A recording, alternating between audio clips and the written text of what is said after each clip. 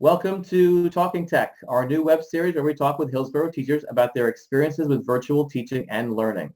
I'm Todd McDonald, the Technology Integration Coordinator. And I am Mary Ellen Wilson, and I am a tech coach at Hillsborough Middle School and Otten Road. And today we are talking tech with Al. So welcome. If you could just do a brief introduction, tell us who you are and what you teach. Hey everyone, I'm Alessandra Al McFarlane, and I teach at HMS, and I'm in 8th grade science. So your name is Alessandra. Is there anything we can call you for short? You can call me Al. Fantastic.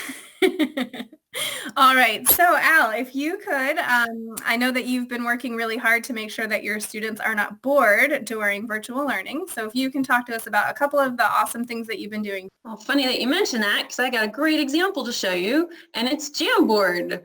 Yeah. So let me share my screen with you, and I'll give you a sneak peek of some of the things that the kids are doing.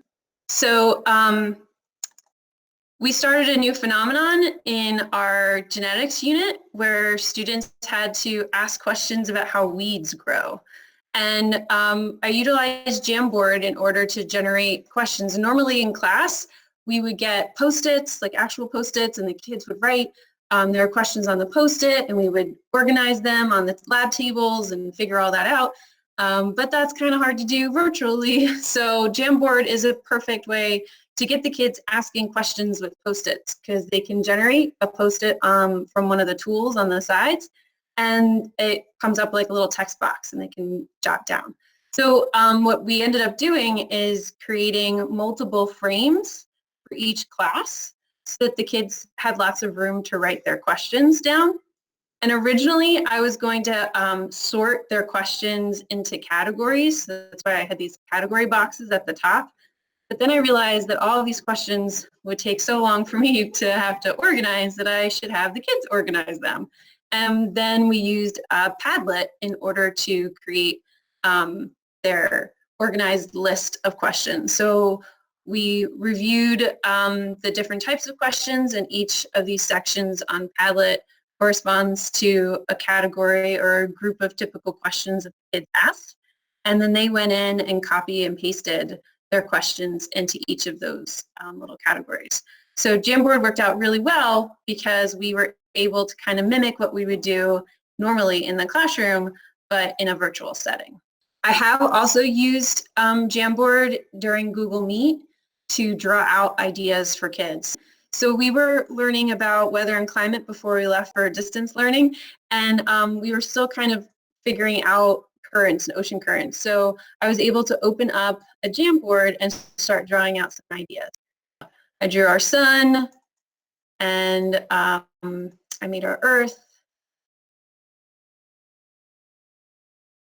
the little, and we talked about the equator as that imaginary line, and we talked about sinking cold water towards the equator and warm water from the equator moving up into the poles.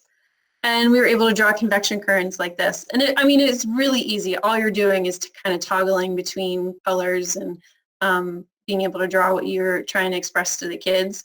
I find that the paintbrush actually works better as a highlighter than the highlighter tool.